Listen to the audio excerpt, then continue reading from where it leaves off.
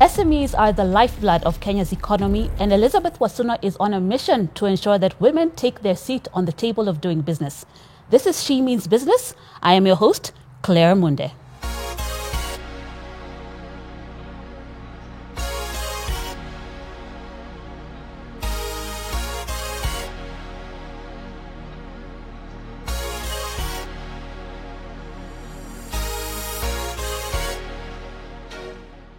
Good morning, Elizabeth. Good morning, Claire.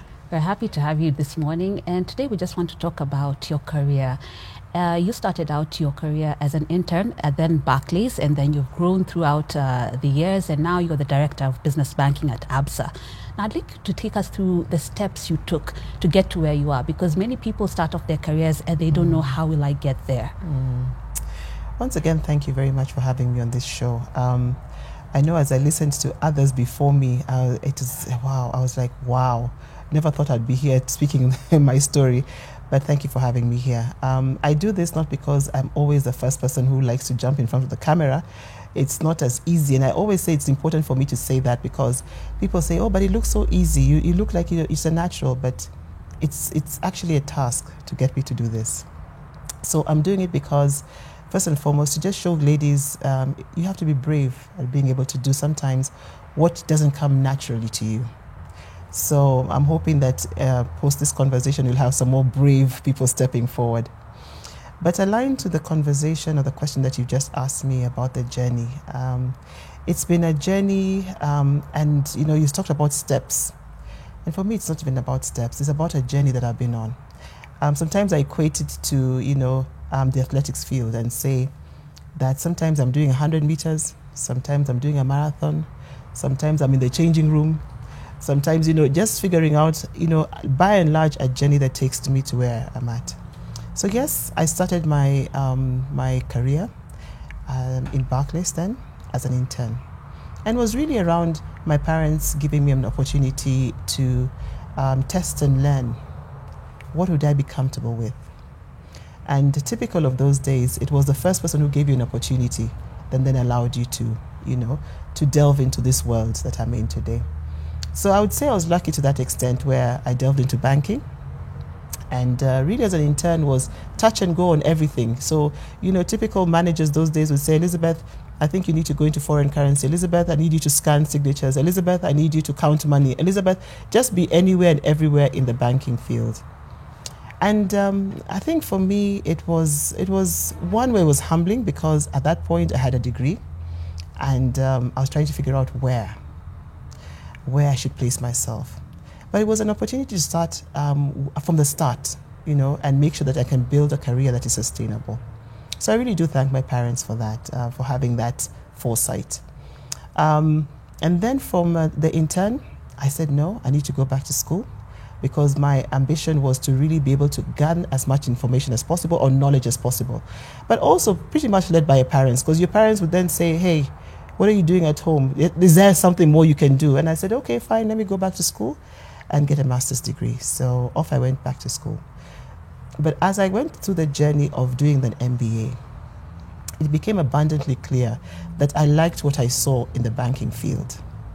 I liked what I saw. I had a couple of mentors. I had 2 aunts who were in the banking field already. I liked how they dressed. At that point, you're very visual, and I liked how they showed up. I liked the way they were able to command their presence. But also in a very challenging world of, finance, being able to support, being able to engage with money, and just seeing what money could do, for people, for businesses, for individuals and for businesses. So I really got sucked into it. So once I finished my master's program, it was straight back into banking. And this time round, I was lucky to join another tier 1 bank. And I joined NCBA. And that in itself was a learning environment like no other. I thank the mentors that I had also in that space, because it wasn't now just about, a women conversation. It was real stuff. As opposed to before when I was an intern, I was being told test. This time I was told, now you sit in the front, count money, balance.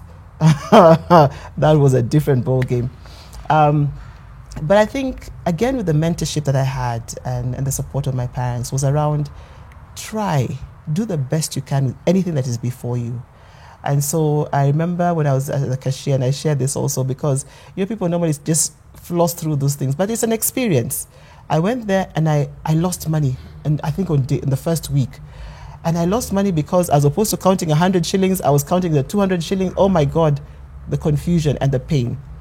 But it also taught me that in that tough situation, because losing money for a bank, I thought, bust, my career is over. But the camaraderie that we had with the others trying to say, okay, so what did you do? Can you remember this transaction? And so on and so forth. To the extent where we're able to zero out on where the money went, follow it and get it back was an awesome experience. So I knew early that even as you go into a difficult situation, the power of partnership, the power of being able to ask for help is available. The question is, do you know what it looks like? So as I went on with my career at NCBA, I was able again to do various things. I was in the cash area, customer service, branch management, walked around the country wherever I was posted to. And then, by and large settled into personal banking, which was an area I thrived in. I really enjoyed it because it's one-on-one, developing that one-on-one conversations with customers from across, very many areas. A good learning experience because, the power of being able to speak to people in good times and in difficult times. You become a therapist almost. So NCBA today was a great experience for me. And by the time I left there and joined Stanbic Bank, which was the next frontier for me, was really to move into the business banking world because that was a natural progression for me from a personal banking perspective. Now I wanted to talk to SMEs and business. So I was lucky to join a Stanbic Bank and walk the journey of business banking. And you can see I've not left that area. From the point I was allowed to head the unit in Mombasa as a business banking lead and grow my career. So I started with SMEs into commercial banking, head of commercial banking. Stanbic allowed me to have a session out of the country. I was able to work in various countries on short stints, but really my experience towards the end was in Malawi, which was, again, heading a unit, and that was a great experience. So again, I think the journey for me has been about trying different things. It's not easy, being brave, being bold, and just knowing that you have the support, to help you move the journey. So I continue on the journey. After Stanbic Bank, Malawi, I came back to ABSA. That time was Barclays Kenya, Barclays Bank Kenya, joined as a business banking director. And today I'm looking 5 years down the line, and here I am. Wow, that's awesome. Yeah. Now, you've talked a lot about mentorship and the role that it's played in your career and life, and I'll talk about that a little bit later. But I'd like you to talk about that commanding your presence. When we talk about women in SMEs, sometimes the issues they face are usually capital and also networks, building those networks, having people who've gone before them, helping them. What would you say to those women in business about how they can position themselves and package themselves right so that they can thrive within the SME sector? Yeah. I think the word I take from your question is really, how do you package yourself? Package yourself doesn't mean that you're going to dive into the deep end. Package yourself means that first and foremost, you need to know who you are, what you want to do, and then make sure that you have all the tools, as much as you know, to be able to deliver what it is you want to do.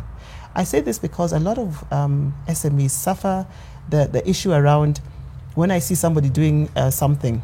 So for instance, you open a boutique. Me too, I want to do that. That doesn't work like in the SME world. For a business to be able to thrive, you have to ask yourself, why am I in it? Am I passionate about it? What's my long-term plan around it? What do I want to really achieve from this? I say this because when I talk about a boutique, remember a boutique could have children's clothes, adults' clothes, you could have, Gen Z's clothing, you could have shoes alone, you could have ties alone. I mean, there's so many things you could do in a boutique. So it's important that as an SME, you first of all know who you are, know your strengths and weaknesses, do an analysis of who you are, and then say, based on your weaknesses and the opportunities, what do you need? And in that need, it's an opportunity for you to engage widely. Today, we're lucky that we have a lot of training. Before, you used to have physical. Today, you have online training, some that are paid for, some that are not paid for, some that you actually paid to go. So there's a lot of information. And the information is to give you an opportunity to really zero in on what your plan is. Because if you enter a business and you don't have a plan, you're really planning to fail. And therefore, you won't know what you need. A plan gives you a guideline. And you can continue along the way, ukarabati, You can keep on, including other things as you move along. But you need to know what you don't have. And that is situated in a plan. So I say SMEs, it's important to start from the beginning, know who you are, get the information, have a plan, make sure that you're edifying yourself, because the environment is not static, it's changing. What we knew 10 years ago is not the same that today. Today we've gone digital, and even as we went digital, we've gone into data, we've gone into AI, and the journey continues. The question is, are you edifying yourself? Are you supporting yourself with the information consistently to allow you to move forward? Even as I speak about that, it's important to know who will support you in that journey. I say this because a lot of people look at banks from a traditional perspective and say that could be somebody I take the money from, and that tends to be an enemy. I say banks are different today. Today we're opening our doors more and more to having conversations before even you need the funds. Come in, let's talk about what it is that you want to do. The painful thing in that conversation tends to be the feedback that we give. And I know it's a challenge to banks as well to see how do we give that feedback more in a better package. It's important to give feedback because feedback gives you an opportunity to see things from a different lens. Feedback allows you to perfect your plan. I always say it in the different forums I have that when you are looking at doing something, take it to the bank and say, this is the plan. We'll poke holes. We'll tell you these are the risks. And it's important to go back, regroup, and find out how can you mitigate those risks so that your business can go beyond you. A lot of us name our businesses after ourselves. You'll always see Elizabeth and sons. I dare say Elizabeth and daughters. The question is, if you want that entity to move beyond you, you need to have a strong foundation for you to be able to move forward. So a lot of things I've said there, but it's important that you have a solid foundation as you start an SME, but be brave enough to consistently upgrade yourself. Have a structure within your organization that works. Again, we hire a lot of relatives, and there's nothing wrong with relatives, but is it the right person for the job that you have to be done? And how can you support them? And how can you edify them? How can you let them grow with you? And so there are lots of learnings from an SME perspective, but I say especially for women, you need to be brave. A lot of thick skin required sometimes, because guess what? The challenges are always going to be there. People always say, can I have a business that remains the same throughout? No, your business changes along the way. Women struggle sometimes with changing things. And I think it's important for the women who can change easily to share their story so that others know this is the norm in this environment. And by sharing your stories, you edify somebody else, you strengthen somebody else. You let them know that this is a journey and it's not a 100 meters race, and that you need the support of partners to be able to grow a resilient business. Wow, those are good points you've put there, and I like the way you talk about being brave and being bold. You keep on going to those points, yes. And just getting that feedback. Sometimes we don't want to hear it. It's hard. But I'm interested to know, in your own personal journey, your career journey, what are those points that you've received feedback and you've realized I have to take a step back and maybe regroup and change my strategy? It's, you start off by thinking this is what I want from your perspective. So I say that because you've either been told, you have gone to school, you have gone to college, and when you come out thinking, this is what I want. The reality of the world today is that that might be what you want, but what is the world telling you, or what are the opportunities thereof? And that's why you really need, mentorship, coaching, opportunities to sound out your ideas. Is it the reality, or are you in your cuckoo land? Because you could be off into an old. You could be off thinking. And a lot of times, people students leaving school, colleges, is that when you come out, the people who normally are before you in careers day are CFOs, MDs. So you come out thinking, guess what? I want to come out, and in a year or two, I must be MD. Yeah. There's a journey. there are steps to go through. There's a lot of learning. Sometimes you will not get that CEO, but you will get another path that will lead you back to the CEO that you so want. But you need to open up your mind to, the partnerships. But in all that, there has to be a plan. And I still say there needs to be a plan in your mind about where you want to go. Because then you know when you're being derailed totally. And the problem of being derailed totally is that at the end of your career, you say, I did that because my parents wanted me to do it. Yet your passion was in a total different direction. So in that journey, you have to put in steps of reflection. And people get scared of reflection. We don't call ourselves to tough meetings. We don't check our plans every so often to know that we are on course. So I say this because if you don't check yourself consistently, then you don't know. You're just going with the wind, and that cannot drive you to where you want to go. So it's important to reflect. I always say I call myself into meetings. The same way I have plans in the office about what I want to achieve. I will say this year I want to do A, B, C, D. In that A, B, C, D, for instance, if I want to go back to school, I want to do this course, what will it take? It will take maybe money, or do I need to get sponsored? And who will lead me in that direction? And when I get there, what will it then do for me? So reflections are important because then it gives you an opportunity to know that you're on the right track or you're off track. I don't know whether that sort of gives you a view. Yes, indeed. So you need to have those difficult meetings with yourself. Yeah. Now you talked about mentorship, and you keep on going to that. And you have this Inspire Me conference that happens every year, and it's a chance for women to get together, and people who are in business to learn from each other. What would you say are some of the biggest things that you hear women face in business? What are some of the toughest things that they face in the business world? Yeah. Claire, women come in all shapes and sizes. Let's start from there. And I dare say a main folk as well. But the reason why I say women is because for a long time when we study the business world, it's really about men. And so a lot of the principles that are implanted or used in different organizations is really around what the man looks like. When we started this journey 5 years ago, slightly more than 5 years ago in Absa Bank, we knew that we wanted to support SMEs. And we also knew that we were transitioning from Barclays into Absa, and an opportunity for us to really embrace the SMEs. And so we started by calling SMEs into a room. And every so often we'd call into a room and they would have 200 or plus in a room. And in there would be women, but the women would be very quiet because the men folk, are very boisterous. It's testosterone in the room. I want to ask a question. I want to answer it. I have an idea. And it would go on like that. Yet, from a financial perspective, we know that women also ran businesses that were growing and needed an opportunity to be heard. So we got into a room and, as stars would be aligned, we sat with a group of women who were bankers at that point. We had the head of marketing, who was a woman, a head of SME was a woman, head of credit, which is a critical function for us, was a woman. I was there as well. And then we had a conversation around what can we honestly do for women.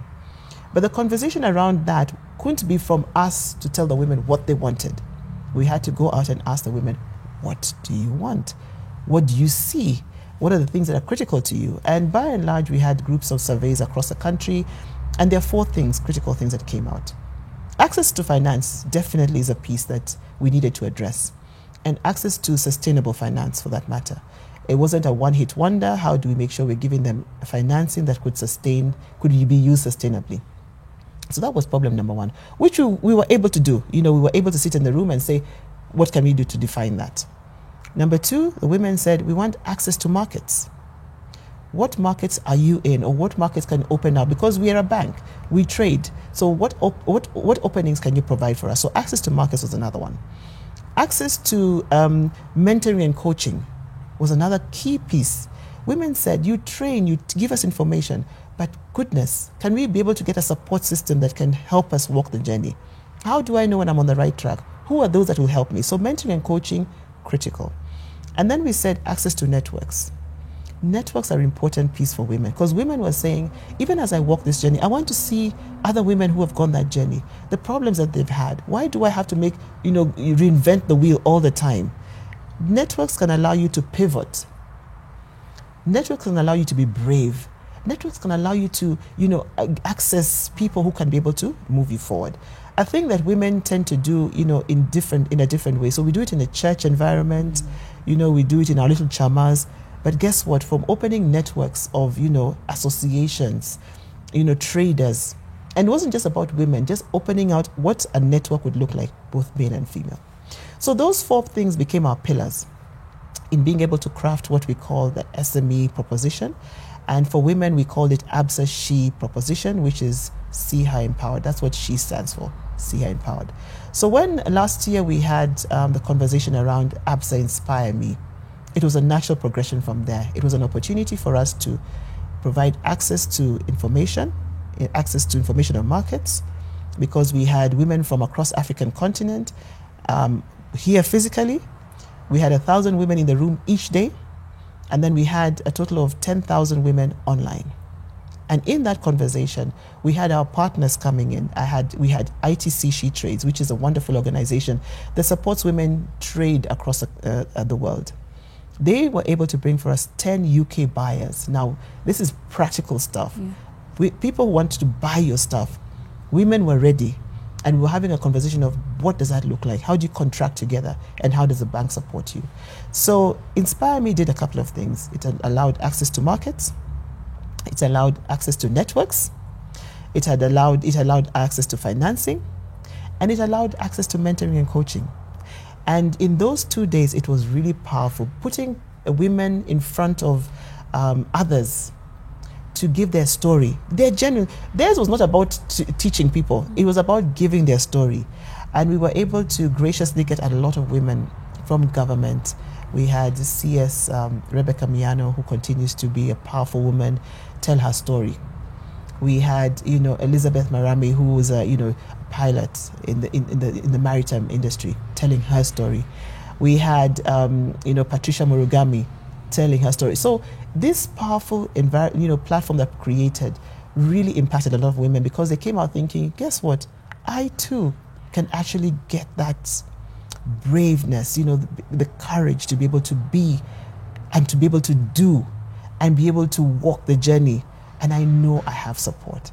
So for us, I think as an ABSA bank, we could stay committed to the diversity conversation, diversity and inclusion conversation, because it's not just a nice thing to do, it's the right thing to do. Yeah. Awesome. I'd like us to shift focus a little bit to work-life balance or work-life integration. We're having a little chat before this about parenting and all, but I'd like you to talk to us. How do you balance or integrate your work life and your personal life, and how has that been on this journey? Yeah. I would say that at the beginning of my journey, we didn't know about this work-life balance thing. We used to be told, you read hard, come out, get into work, immerse yourself into work. If they tell you to work past 5, just work. You need to rise to the top. I mean, there's all this pressure. But I think by watching what you've seen in the environment, when you overdo any one thing, it comes with repercussions. So your mental health comes under stress. Remember, it's not just about work. There are lots of other challenges that we go in the environment. We take on responsibility of being parents. We take on responsibility of sometimes being caregivers. We take on responsibilities of being coaches and mentors to a lot of people. So these things actually impact you in one way or the other. So I think I've watched, looked at some of the mentors, some of the people who've gone ahead of us, and asked questions around, how did you do it? What are the challenges that you've had? And this is not just from a female perspective, even from a male perspective, because in a career environment like I was in banking, there were a lot of men who were also going through work-life balance issues. So the question was, how do you make sure that you can be the best possible, best version of you, I would say. And I remember speaking to some of the coaches and the mentors I had in the past, and they say, you know what, when it comes to Friday, I switch off, I go and play golf. I go, face the lake somewhere. I go, and I ask myself, how can I do more of that? Because when you refresh yourself, you come back better. Your life is like a cup. The more you fill it, the better you are able to give. But when your cup gets empty and it's dry, there's nothing you can give out of that cup. In fact, the next thing is for it to crack. And when it cracks, it breaks. And putting back a cup is very difficult, as we know. So the question is, how do I make sure that I consistently review what's in my cup? Consistently review what I'm putting in my cup. And I always try to say, I have a very low threshold for nonsense. And I always put it out there, not because you don't want people to engage with you, but I also don't want to waste time about what I'm putting in my cup.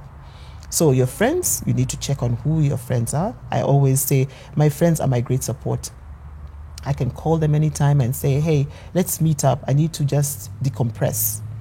I'm a big person on family, because family also helps you go through difficult times. As I walk this journey, losing parents, losing loved ones, you can't do this on your own. And the question is, how do you make sure you have a support system that will rally around you to give you that support? And that's why I'm really big on this partnership, mentorship, coaching thing, because no one person can help you walk this journey. You have to find people who can be able to support you in the different facets, and be brave to ask for help. And so for me, just making sure that I can balance work, which comes with its high pressures. And I dare say my boss, who's been very instrumental in giving me the support, even at Absa Bank today, I'm really supported by our CMC team, our EXCO team, together with our MD, Abdi Mohammed. Shouts out to him. I always say it's important. But also the previous leaders that I had, Jeremy Awori, Isaac Awondo, people who, give you a view of, yes, you can work, but you have to balance this life, because at the end of the day, when you leave work, guess what? I'll still be a mother to my children. I still want to have family around me. I want to do other things. So it's important to balance that piece and call yourself to difficult meetings. When you find yourself skewing off, you're constantly having headaches, your stomach is aching, you're constantly in and out of hospital, there's an issue with balance. And check yourself consistently whether you're balanced. Don't leave it to somebody else to tell you, hey, you need a break. We've been given leave, for instance. I find a lot of times people work all the way to the end of the year to take leave. You have an opportunity to break that leave. First quarter, take, reflect. Second quarter, take, reflect. So that at the end of the day, you're edifying yourself. You're finding things that will make you whole in this journey. If you crack and break, it's very difficult to bring yourself together. But if you should be able to ask for help and take a step back and ask yourself, how can I be the best version of myself moving forward? So for me, work-life balance is a consistent journey. It's a pull and push. When I find that I'm getting off, I have to push back and say, now I need time off.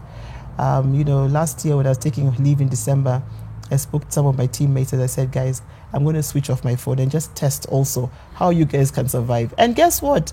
They survived. And I came back and said, well done. So now I know things can work. So, sometimes we put too much pressure on ourselves. So we need to just balance that. I think that's how I try to do it. Awesome. Yeah. Balance. Yeah. Now, as we come to a conclusion, I'd like you to address two things. First of all, tell me, what does success look like or mean for you? And then the second, I'd like you to talk to our viewers and tell them that one tip for that woman in business that she should go with from this interview. Wow. I'm not sure which one to start off with. Success. But success for me looks like being happy with what I'm doing. When I wake up and I'm energized about what I'm going to do, when I'm happy about, it's never going to be easy, but I'm willing to put in the hard work to get whatever it is done. Success looks, for me, looks like, am I engaged with what I'm doing? Am I happy to share my story around what I'm doing? And consistent. It doesn't matter what I'm doing. It could be around a competition that I'm doing. It could be around my family, my journey with my children, with my husband as well, with my friends, my family, because, the challenges in all those spheres. But success looks like, am I comfortable? Am I happy? Am I engaged consistently? When I'm not, then I know there's a problem and I need to tweak it so that I can be successful in that. So that I can wake up feeling like, the days when you wake up and you look at your wardrobe and you know what you want to wear. Mm-hmm. Or you even go the night before and say, for tomorrow, I'm going to wear this. Yeah. I'm going to show up like this. That for me is success, because it's not going to be one thing. It's going to be a series of things. And so just being prepared for me consistently would speak to success. and for me to be at peace with the choices that I've made would also be another successful point. When it comes to women and taking out of this conversation, and I dare say it's not just women, sometimes also we look at the boy child and say, from their perspective, what would I want them to come out of this conversation? It's a matter of being bold. It's about being courageous. But in that process, making sure that you have the right support, having the opportunity to ask for support and partnership, being vulnerable sometimes is important, and really being able to assess the plan that you have. It's a plan of your life. It's not anybody's life, it's your life. Just assess your plan the same way you assess your plan at work, with the same energy, the same focus. Put some work into your life, the plan that you have. And surely, even if you're not succeeding, you'll know where you're not succeeding and you will ask for help. And there are lots of people out here who are willing to support you. So it's not a journey on your own. It's a journey with others, and see what you can get out of it. Yeah. Thank you. So you've heard it from Elizabeth Wasuna. Be bold, be brave, and ask for that support. This has been She Means Business. I've been your host, Claire Munde. Until next time, have a good one.